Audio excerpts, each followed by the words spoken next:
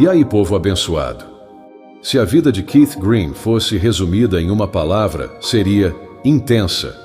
Se colocasse seu coração em algo, perseguia cegamente como um tolo sonhador, tentando construir uma estrada para o céu. Nascido em 1953, em Sheepshead Bay, Brooklyn, Nova York, Keith foi um cantor e multi-instrumentista gospel americano. Compunha, interpretava e tocava piano, guitarra, contrabaixo e percussão. A família Green logo mudou-se para a Califórnia, estabelecendo-se no Vale de San Fernando, na municipalidade de Los Angeles. Keith entrou na música desde a mais tenra idade, aos 3 anos, e seu primeiro instrumento foi um ukulele. Aos 10 anos era ator infantil, tendo feito parte do elenco de The Sound of Music, como Kurt Von Trapp, no Valley Music Theater em Woodland Hills, Califórnia. A Decca Records havia planejado fazer de Keith um ídolo teen, recebendo regularmente os jovens pré-adolescentes, caracterizando-os em shows populares de televisão como Jack Benny Show e o Steve Allen Show. O jovem cantor Donny Osmond captou a atenção dos pré-adolescentes e adolescentes, eclipsando Keith da recém-descoberta e do estrelato, e Keith foi rapidamente esquecido pelo público. Keith tinha origem judaica e foi criado na ciência cristã. Cresceu lendo o Novo Testamento e chamava a mistura entre o fato de ser judeu e aprender sobre Jesus uma estranha combinação, que fazia com que tivesse uma mente aberta, mas o deixava profundamente insatisfeito. Começou então a usar drogas e a se interessar por misticismo oriental e o chamado amor livre.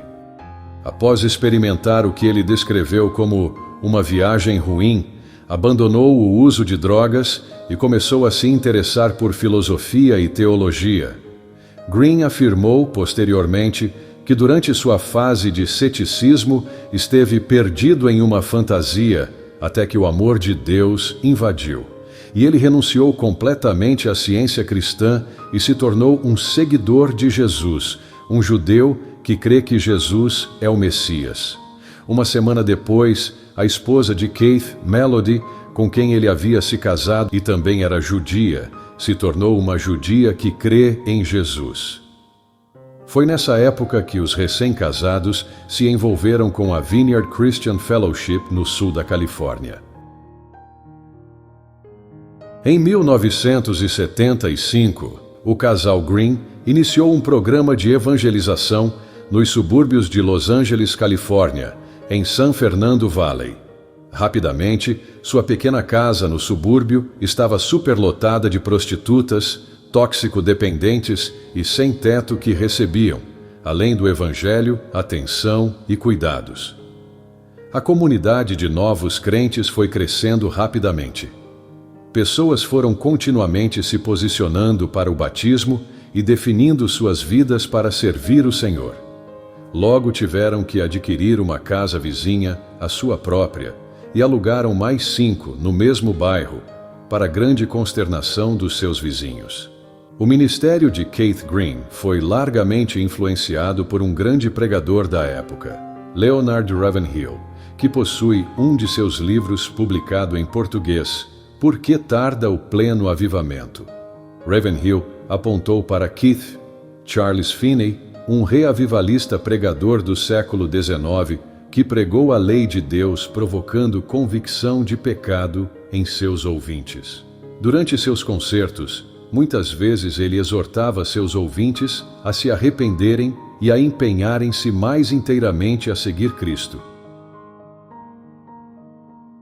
Em 1976, Green trabalhou no álbum Firewind com cantores cristãos como Terry Talbot, John Talbot e Barry McGuire. For Him Who Has Ears to Hear foi lançado em 1977 e alcançou o topo do sucesso nas rádios evangélicas americanas.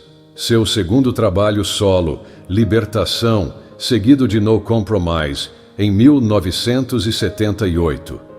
Em 1979, depois de negociar o encerramento de seu contrato com a produtora Sparrow, Green sentiu-se direcionado por Deus a não mais cobrar dinheiro por suas apresentações e seus discos e lançou a política do pague o que puder.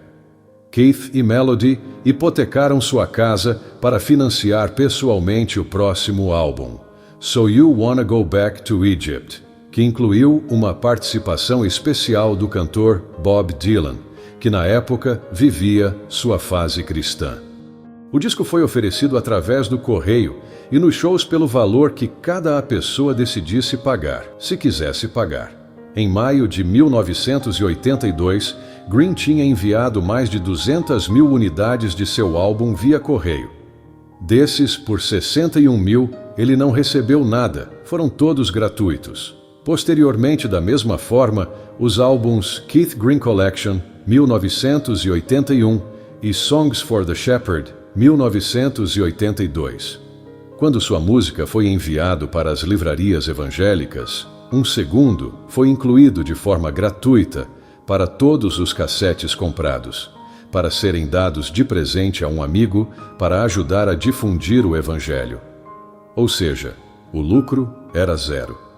Posteriormente, a política do pague o que puder foi estendida a todos os seus outros álbuns e materiais produzidos pelo seu ministério. Em 1978, Last Days Ministries, LDM, Ministério dos Últimos Dias, fundado por Green, começou a publicar um periódico chamado Last Days Newsletter. Inicialmente impresso em poucas páginas em papel solto, o boletim informativo cresceu em termos de conteúdo e posteriormente se tornou em uma revista impressa em cores e foi renomeada em meados de 1985 como Last Days Magazine. A revista caracterizava-se por matérias de Green e sua esposa, assim como de homens consagrados na fé como os pastores David Wilkerson, Leonard Ravenhill e Winky Pratinay, todos com uma mesma visão. Mais tarde, a publicação também incluiu a reimpressão das obras de autores clássicos, como os cristãos Charles Finney, John Wesley, William Booth e sua esposa Catherine. A maioria dos artigos foram reimpressos como folhetos em 50 idiomas diferentes. No auge da sua popularidade, a revista foi enviada em mais de 16 milhões de cópias ao redor do mundo. Junto com outros 11, Keith Green faleceu em 28 de julho de 1982, quando o avião Cessna 414, alugado pelo ministério, caiu após decolar da pista privada localizada na sede da missão. O pequeno avião de 2 motores estava transportando 11 passageiros para um passeio aéreo pela região da propriedade. Green e 2 de seus filhos, Josiah de 3 anos de idade e Bethany com 2, estavam a bordo do avião, juntamente com os missionários visitantes John e Didi Smalley e os seus 6 filhos.